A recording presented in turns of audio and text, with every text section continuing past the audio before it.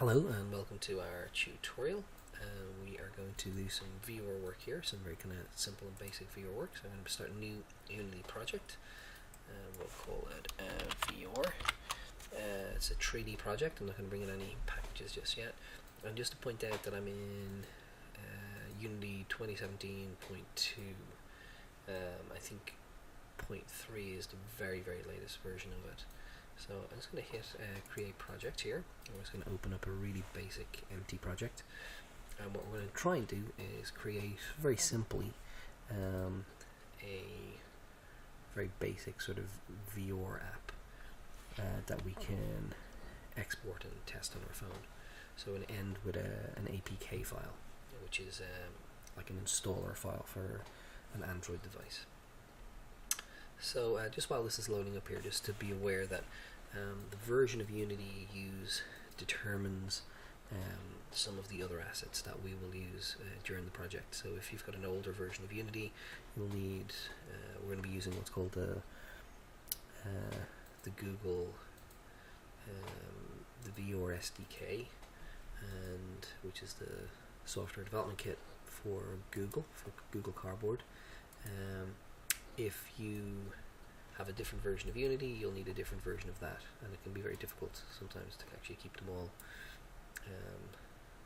synchronized. So this is our most basic we can get. So this is our project. So the first thing we're going to do is we're going to go to our build settings, and we're going to select Android and hit switch platforms. So this is for an Android device that what we're going to make. I'm going to hit player settings and have a quick look over here. So some of these are very important. First thing is we're going to change this here to Biffy, and then we'll call it Biffy VR. So this is the package name. So this is what identifies our game uniquely. If we're going to put it up on Google Play, or so if you don't amend that, it won't let you export a VR package. Minimum API level. So this is the version of the Android OS that you want to target on your Android device, and for what we're doing, 19 is the absolute minimum we can target. If we try and do something below that, it won't work. And then it says our target APIs. This is what we're aiming for. We'll say version 7. We can scroll down here, and this is in 2017.2, and above this section here, XOR is a new sort of set of settings. You can see there's augmented reality and other things there. So we're going to turn on support for VR. And then what sort of VR do we want? Well, we want cardboard. And that's how we're going to develop what we're going to develop our game for. Now, if we export at this point an APK file, it will actually cut it down the middle on export, not in our viewport here, and create a extraordinarily basic VR APK file for our Android device. But we're going to try and do a little bit more than that. So here we are. We're at our basic camera here and a directional light. So let's just zero out the camera. So we'll do that, and we will put something into the world. Put in a cube, say. And we'll drag that along here so we can see it. So we have something to interact with, and we will give that a value, say, of 6. And we'll create a material, so it's a little more visible against the background. We'll call it red, and then we'll go change the color to be red, and then we'll drag and drop red onto the cube. There we go. Oh, hang on. There we go. So not very exciting so far. So what we're going to do now is we're going to import a package, so a custom package. And I'm going to go to my downloads folder, and I'm going to import this here. So this is Google VR for Unity. Now let's have a look. Where did I find that online? So this is it here. If you if I just Google Unity VR SDK, so software development kit, I'll be brought to here, and then I'm in. So this is Google VR and Unity. Whole bunch of information here about what version you should install. This is thing 5.6, and and that is incorrect. So if you do that, it won't work. We go to download, and we go to download SDK, and this is the current version of the GVR SDK, which is 1.1.2. Sorry, 1.12. And then you download that package, and that is this package here. So I'm going to turn off the demos because we don't want all that stuff, and I'm going to turn off the iOS component. So we're not going to need that because we're not developing for iOS. And if I can find it.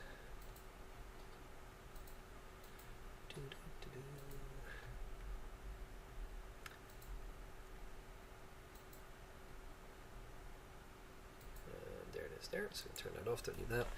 And then it's going to hit import. And it's going to create a folder here called Google VR. Now, what we're going to try and do is just make a really kind of basic sort of, like super basic sort of game where looking at something changes what we look at. So we might push this cube backwards or something when we throw our gaze upon it. So that's what we're going to set up, something like that. Then we'll export that as an APK, and then we can install that on our phone and see if it works. So, okay, before we delve into all of this material here, what we're going to do is we're going to create an empty, and we're going to rename that empty, we're going to call it head, and we're going to make sure it's zeroed out, and we're going to drop the camera into it. And that's one of kind of the requirements of the VR sort of setup, that we need to have our main camera dropped inside, or anchored basically to another object.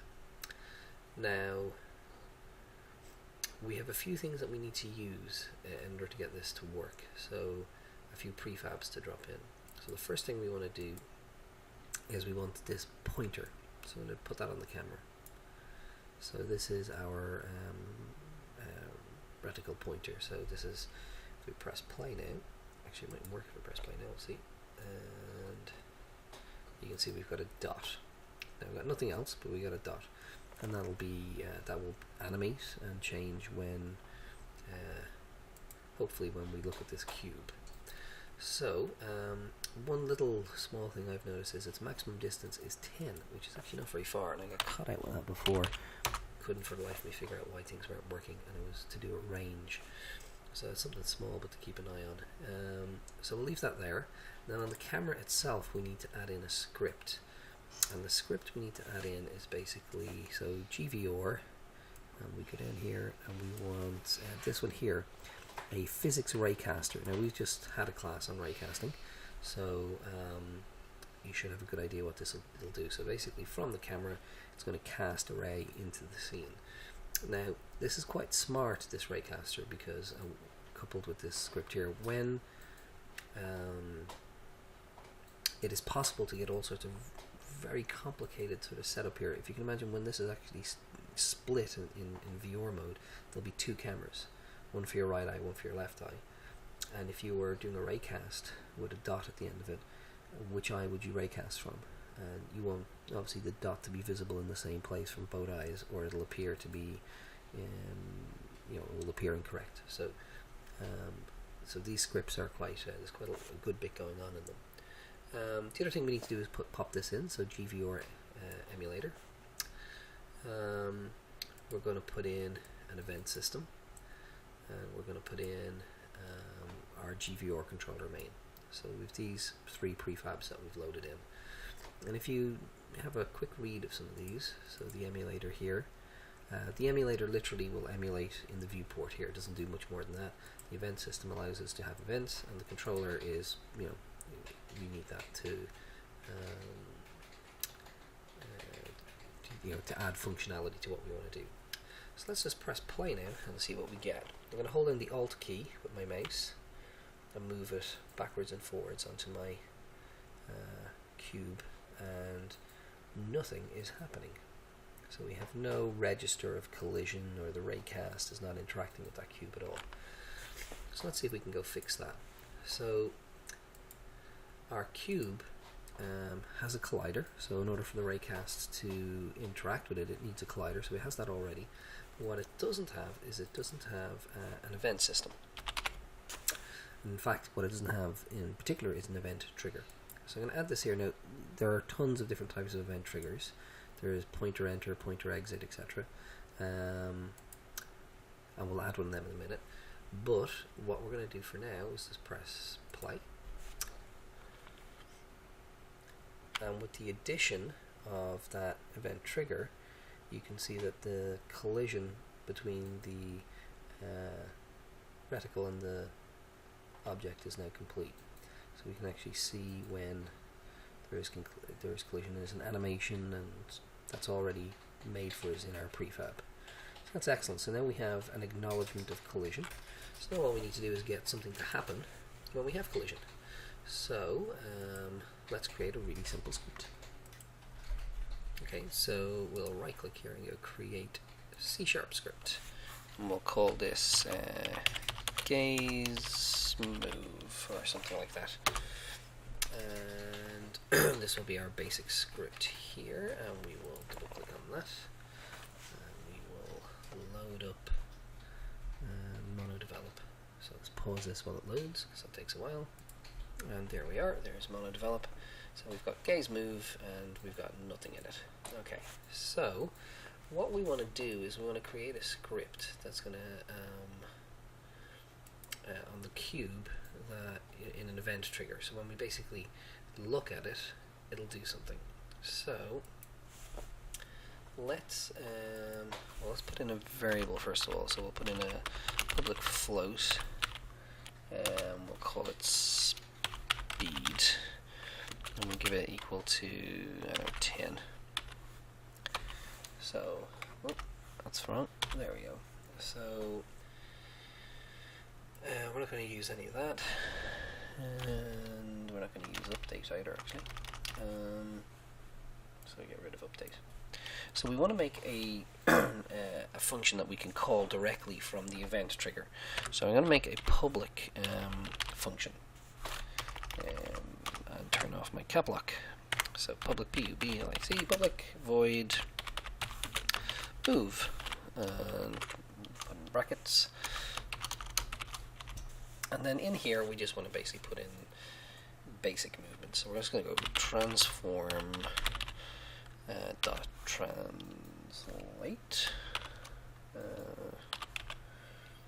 Transform dot translate. And then we're going to put in it's a vector 3 dot dot right, and we'll multiply that by our speed, and then multiply it again by time dot delta time.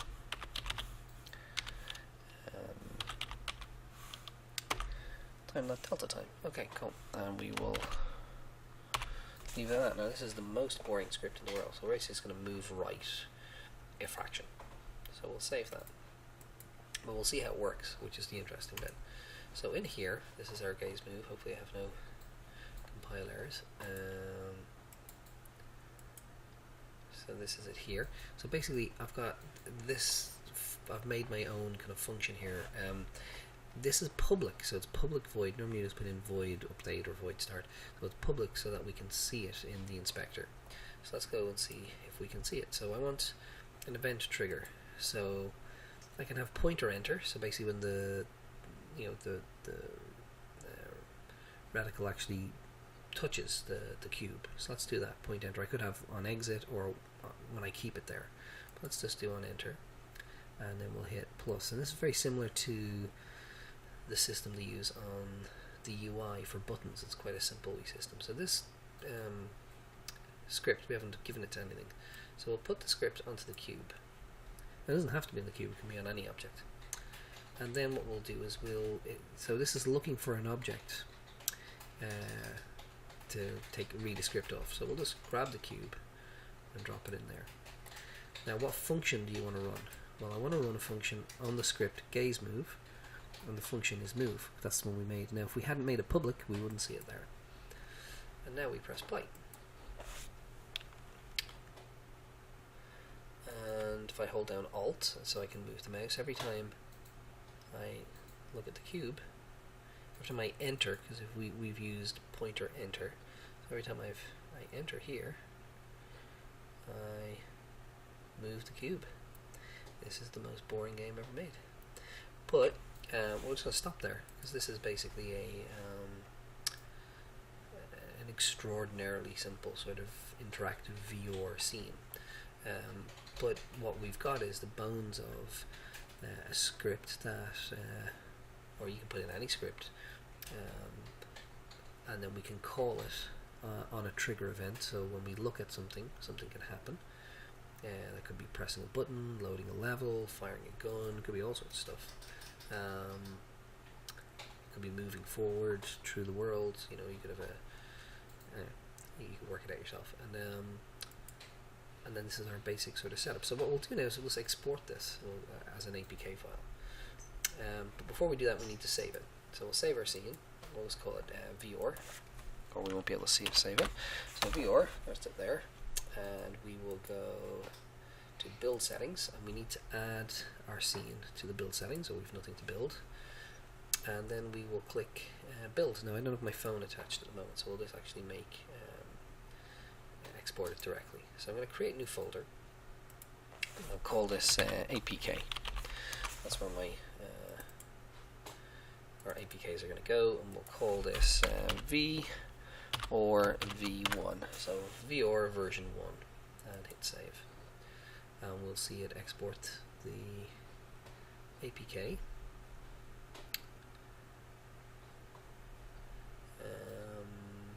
So I'm going to say use highest installed. So again, this is a reference to my Android SDK. So it's saying that there are higher versions, there are newer versions of the Android OS available for me to build to. But I'm just going to click this one here, use highest installed. So that means if someone had a brand new phone with a newer version of Android on it, our game probably wouldn't work on it. One of the many interesting parts of Android and VR work. So we will sort of bring this folder over here. So this is my folder here with games in it. I'm going to enter VR, and this is the APK folder. So it's empty at the moment because it's still building it.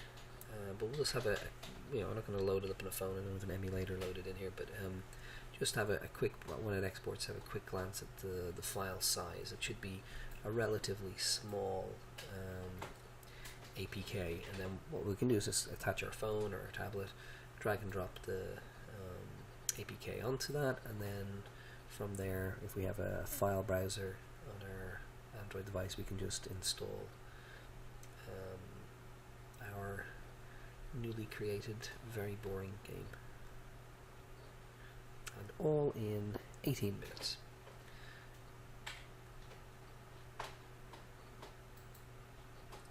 So, almost there.